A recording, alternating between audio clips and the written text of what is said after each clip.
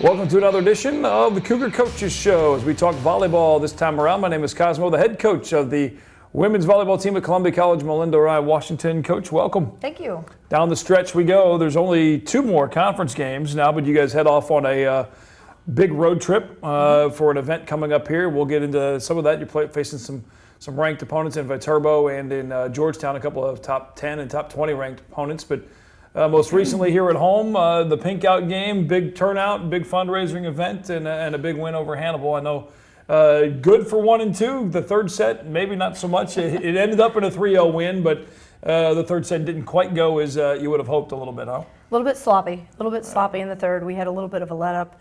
A little bit emotional between sets 2 and 3. Sarah Schwinker got the mic and got to talk a little bit about breast cancer awareness, and we passed the buckets, and a little bit personal because Sarah's mom has just been through a bout of breast cancer. So a little bit emotional. We went in the locker room and then came out and just pretty sloppy after that. So, but it was a good match overall. I mean, we came out, we took care of business. We were really sharp in sets 1 and 2.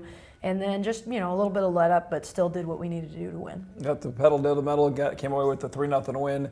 And in conference right now, the 2 losses to the tough teams with Park and with Missouri Baptist, kind of the new look AMC. And you knew, we talked about this before the season even started, that this AMC conference was going to be a little different this year with some better teams, and they've proven it. Yeah, I really like it. I don't like that we lost those matches, but it really helps us. And in the national scene, our conference is getting some respect finally.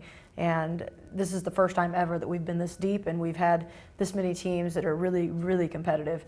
So it's a really good thing, and it's unfortunate we've lost a couple of games, but as the national rater, it gives me some ammo when I go into those calls, and just to get that much respect, I think it's gonna get better even next year. We've added Lindenwood, Belleville to the group. William Woods has taken some really good teams down the stretch, and they're young. They haven't won some of the matches that maybe I had hoped that they would have won, but taking teams, good teams, Northwestern, who's in that top 5, top 10 zone, took them to 5 and had them on the brink, almost got a big win there. So our conference is deep. I think it helps. It's going to help us in the long run competitively as well.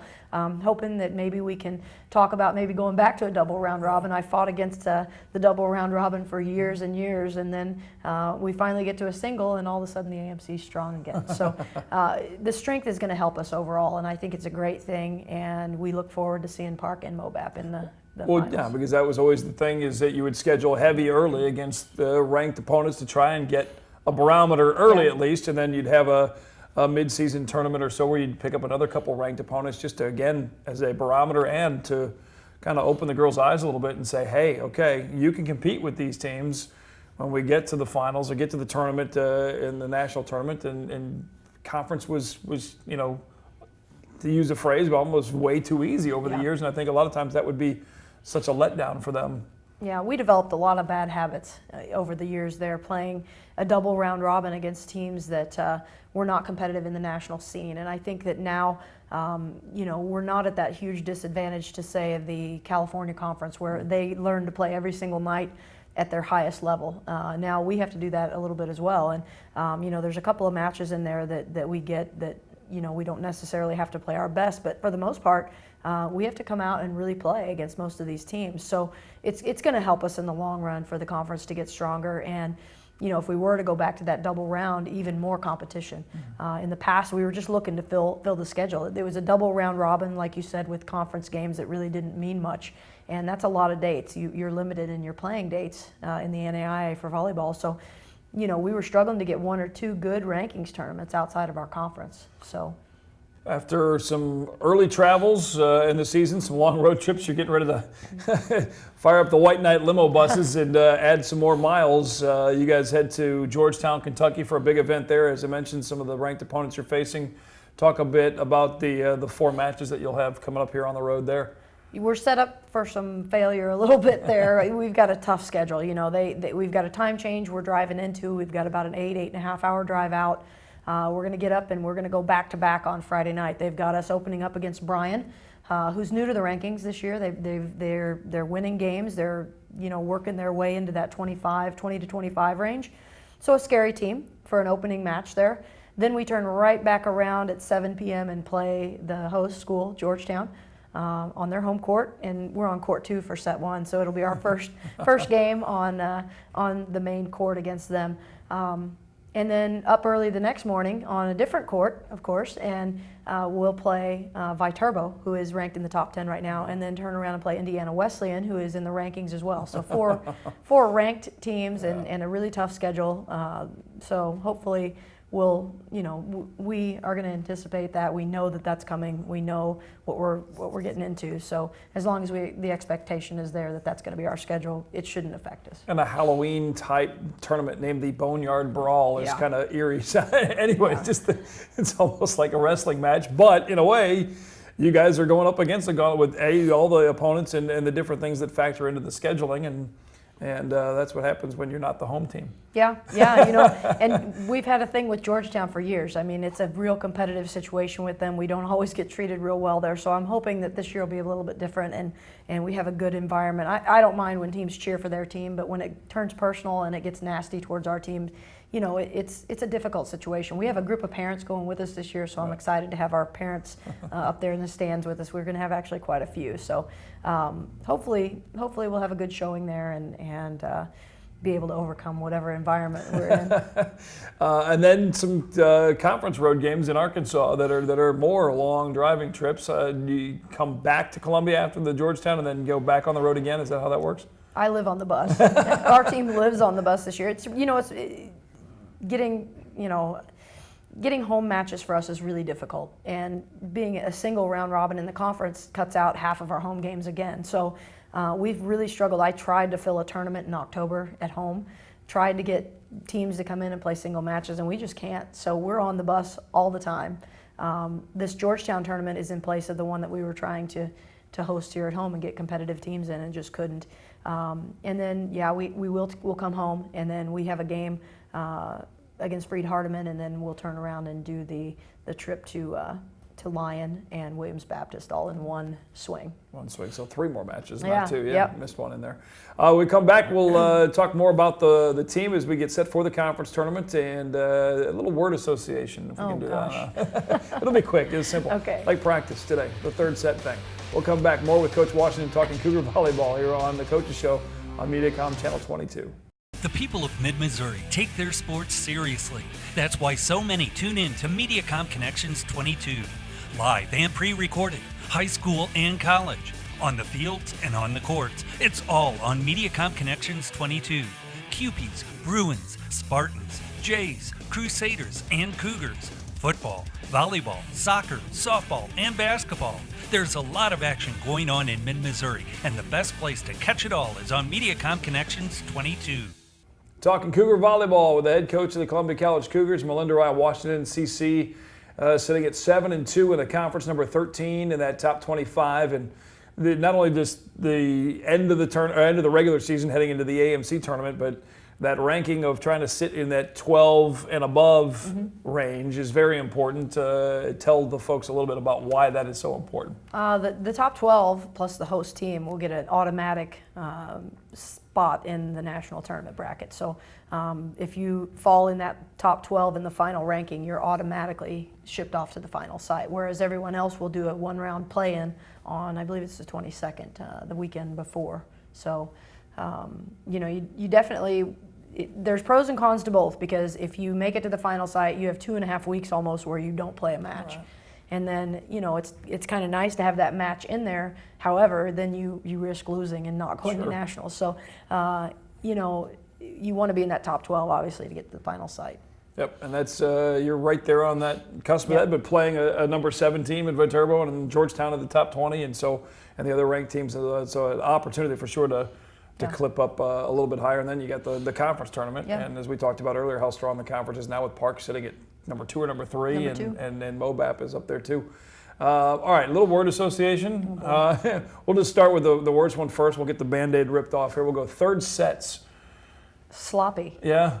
Not just the other night against Hannibal, but it seems like it hasn't been a horrible trend, I don't think, but there's been enough times, I think, where I don't know if they just think they're mailing it in necessarily or what the deal is. Yeah, when we're up 2-0 and the scores aren't close, we tend to just really let up. I don't know.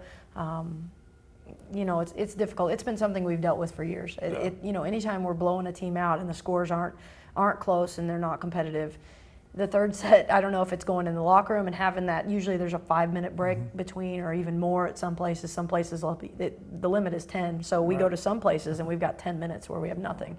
It's a let up. It's something that we need to be aware of. I think the girls are already aware of it. Yeah. It may just be a mental thing now at this point. Well, I think pretty much everybody in the gym was aware last Oh night. yeah. Oh yeah. All right, let's see. Word association. Let's go. Liddy Van Dersen, Turtles. which was a trivia question. Yeah, Her favorite that's a animal, trivia by the way. Liddy, work ethic. That's not really one word, but she just is a worker. She's a worker. Gosh, all the time. She works at everything: academics, athletics, everything. She works. We were just talking before we started filming here today that she was in your office looking for game film on the teams that she's going to face in Georgetown. Sometimes we have to back Liddy off a little bit. We have to say, Liddy, let's calm down and just relax a little bit and simplify. She breaks down film on her own. She watches games. She watches scores. She's doing homework. She's doing this. She's doing that. I mean, she is a worker, and she's in here all the time physically working her skills as well. So, she's a bit of a perfectionist, and sometimes we have to tell her, okay, let's ease off just a little bit, but just work her all the time. And you can see that on the court a lot of times, even with just a small little mistake where she knows immediately that she was out of position on a ball or something, and you can just say it's like the world's crashing down on her. You're like, hold on, you guys, you're okay. You're up by 14, you're okay, but Yep. obviously if it happens the second or third time, that becomes a little different story. But let's see, Manon Saru. Oh, wow, lost. She's still a little lost. She's caught up, but lost. I mean, the transition from France to here and the whirlwind, being a fall sport is difficult for an international student or any student, any freshman coming in. And the transition for her was, we come in, we have about a week of practice, and then bang, we're in a tournament on the road somewhere. And she's lost, still. She's a little bit, she's catching up, and she's looking more like a system player for us now, which is a good thing. Right. But it's taken, 2 months, Yeah. half a season, or more than half a season to just get her settled into the groove. Just, everything on campus. Food was a problem at first for her. So just the transition. She was lost for the first half. Well, I know Matt Nestor with the Columbia Daily Tribune was talking with her after one of the matches and doing a little bit of a write-up on her, and she was talking about, I think there's a lot of things that we forget, that we take for granted that we're here in the States, and that a lot of these players that come from foreign countries, they've got more than just the, hey, I'm starting school at a new school, and I've got new professors and a new coach and a new team, and a whole new country and a language barrier, and it just keeps going on and on and on and on. In addition to, here's your playbook binder, which is this big, and so on and so forth. So, I mean, there's a lot of things to cycle through for these athletes, and she's working that through. Yeah, I've got a lot of respect for Manon and all of the foreign students and some freshmen too. You've got even Lachelle. She's a transfer as a junior from the state of California, then was in Arizona for 2 years, and now all of a sudden she's in Central Missouri. Right. So, culture shock a little bit for a lot of the players coming in. So, but for the international freshmen, I have a lot of respect for Manon, and Sanja Vojnovic has done a lot of work too. They're in a situation with a second language. Manon is in a situation where she's playing a new position as well. So, and it happened really fast. Within a week, we're on the road playing games, and our schedule did not slow down all year. So she's had to play through a lot. Are the players under different pressure? Is it something that's been discussed at all with kind of the new landscape of the way the conference has been, since you guys have kind of been the front runners for so long? Obviously, the streak was a big topic of discussion for a long time, and then now you've got Missouri Baptist and Park with some players. We got a good look at Park early in that first tournament. We thought, okay, this is going to be a little different this year. Is that something that they're cognizant of, or is it more something that just outsiders, us media types, and everybody else was discussing more? I think they're aware of it. I think that they're aware that they've got some good teams in the conference. I think we've been in a bit of a struggle for about the last 4 weeks with injuries, and we had a weekend where everybody was sick. Just trying to put a team. Our schedule has been grueling in that we've been on the road a lot. And then adding to that with the minor injuries we've had and the depth of our team as far as our roster, I think that it has taken a little bit of the focus off of the other teams and more onto our own team and just getting a team out there that's going to be able to execute, because Brooke Simpson struggled for a while with her knee. She tweaked her knee at a tournament, I think, or maybe in a practice 4 or 5 weeks ago. Paula struggled with her shoulder for a good stretch down there. Liddy struggled with her knee. You know, those are 3 very key players to our program, and you know, we struggled just getting a team out there that could execute and get wins. And ultimately, you turn it back and you focus on yourself, and the other things will happen, and you go through and you set yourself up to be in the best spot you can be in the brackets, and let the chips fall where they may. Yeah, I think that we've gotten stronger for those 4 weeks. I would put it a 4-week stretch where we really struggled to be healthy, and I think we grew a lot from that, because we had to rely on other players. We had to rely on more defensive play instead of offensive, because our hitters just couldn't get up and put the ball down on the first swing.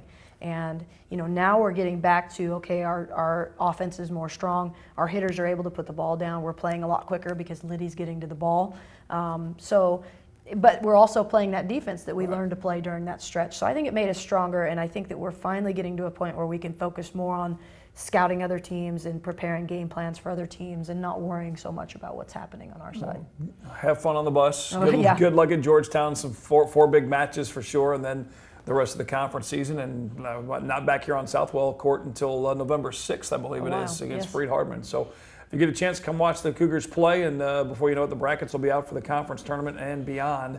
And you can learn more about all that at ColumbiaCougars.com. Coach Washington, thanks for your time. Thank you. Columbia Cougars coach Melinda. Why is it always the end of the show that I can never finish? It's like the third set. See what I'm doing here? See? All right, that's volleyball talk. See you later. We're done. Bye.